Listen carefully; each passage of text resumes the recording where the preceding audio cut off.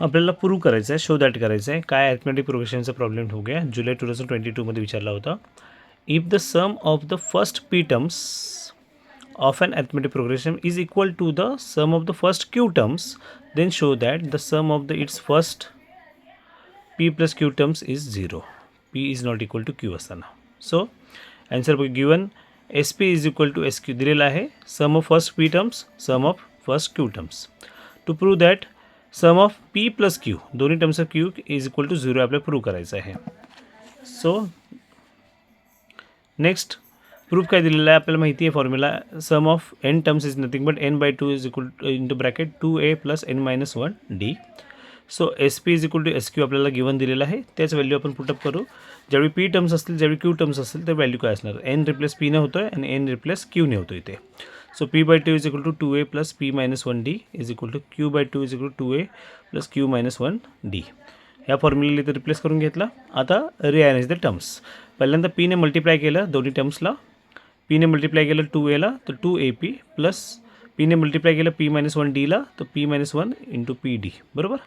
Same here q ने 2a multiply केलं 2aq plus q ने मल्टिप्लाय केलं q-1 qd. क्लिअर. आता हा जो p आहे त्याने मल्टिप्लाय केला इनसाईडला आतमध्ये pd ने, या pd ने ब्रॅकेटला मल्टिप्लाय केलं, या qd ने या ब्रॅकेटला मल्टिप्लाय केलं. So 2ap plus p² minus pd is equal to 2aq as it is. qd ने मल्टिप्लाय केलं तर q² मायनस qd आला. बरोबर आहे. आता 2ap आणि 2aq एका बाजूला घेतले. सेम 2a फॅक्टर्स म्हणून एका बाजूला घेतले आणि हे टर्म्स त्या बाजूला पाठवले. सो 2a ब्रॅकेटमध्ये काय राहणार p-q ॲज इट इज राहिलं. इथे काय राहिलं q² minus d minus rearrange केले टर्म्स q² d आणि मायनस p² d एकत्र घेतले आणि मायनस qd आणि pd एकत्र घेतले, pd मायनस qd केले. नाव इथं 2a p-q as it is. इथे d कॉमन निघाला ब्रॅकेटमध्ये q² minus p² plus d into bracket त्यामध्ये काय राहिलं p-q राहिला.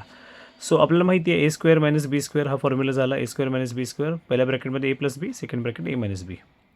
So 2a p-q as it is ब्रॅकेटमध्ये हा ॲज इट इज टर्म खाली आला. सो d इंटू ब्रॅकेट ह्या ब्रॅकेटला 5 ब्रॅकेट केलं.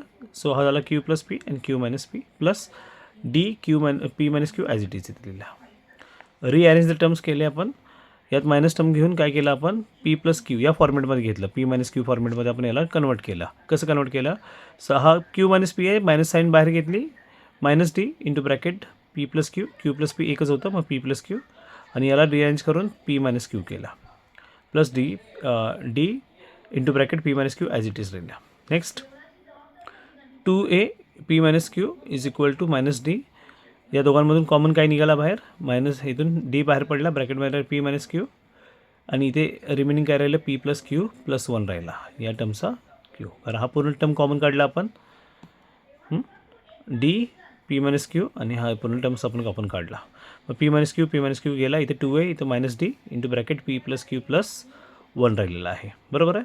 सो 2a ची किंमत काय झाली minus d p plus 1 plus p plus q plus 1 झाला. याला इक्वेशन नंबर 1 दिला आपण. येस.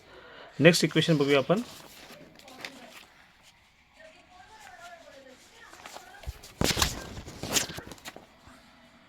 नाव आपण काय करूया, आपण S term S P summation of S plus P plus Q घेतला. सो तो परत आपण n/2 फॉर्म्युलाने सॉल्व केला. सो एनची व्हॅल्यू काय p+q/2 is equal to 2a plus एनची व्हॅल्यू आहे p+q minus 1 into d. So p+q/d as it is ठेवला आणि 2a ची व्हॅल्यू आता